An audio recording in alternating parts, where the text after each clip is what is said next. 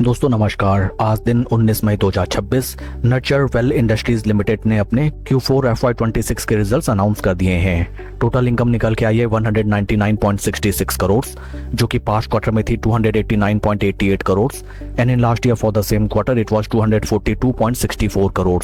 Total income figures में हमें quarter on quarter 31.12% का डिक्लाइन, जबकि वाई ऑन वाई बेसिस में 17.71% की डी ग्रोथ नजर आती है। टोटल एक्सपेंसेस निकल के आए हैं 200.80 करोड़, जो कि पास्ट क्वार्टर में थे 257.69 crore and in last year for the same quarter these were 219.77 crore.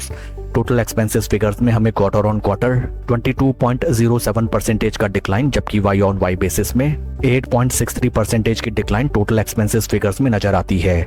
इस क्वार्टर कंपनी का लॉस निकल के आया है 1.18 करोड़, जो कि पास्ट क्वार्टर में था profit of 31.05 crore and in last year for the same quarter it was profit of 22.70 crore.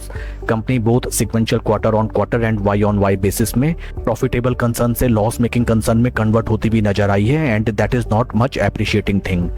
EPS figures की तरफ अगर हम चलें, ईपीएस निकल के आया है 25 पैसा फॉर द क्वार्टर, जो कि पास्ट क्वार्टर में था 1 रुपी 19 पैसा and in last year for the same quarter it was 79 पैसे।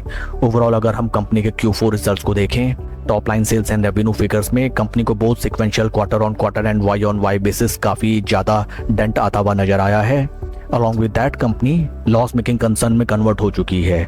आइए अब हम चलते हैं शेयर के टेक्निकल चार्ट पैटर्न की तरफ।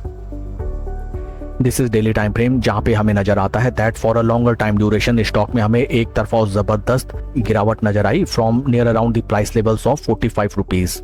इन टेक्निकल टर्म्स अगर हम देखें, स्टॉक राइट नाउ अपने 50 एंड 20 डे मूविंग एवरेजेस के नीचे ट्रेड करता हुआ नजर आता है, जबकि अपने काफी क्रूशियल 200 डे मूविंग एवरेजेस पे स्टॉक हमें राइट नाउ एक सॉर्ट ऑफ सपोर्ट लेता हुआ नजर आता है।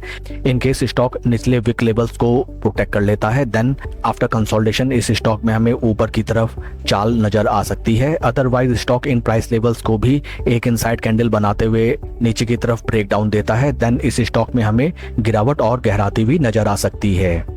इन केस आपकी इस स्टॉक में पोजीशन है, देन आपको काफी प्रूडेंटली डिसाइड करना चाहिए, because keeping in consideration that it is a penny stock and penny stock में वॉलेटिलिटी के लिए आप ऑलवेज आइदर अपसाइड और डाउनसाइड रेडी रहें। That's all for the video friends, please like and subscribe my channel. Thank you.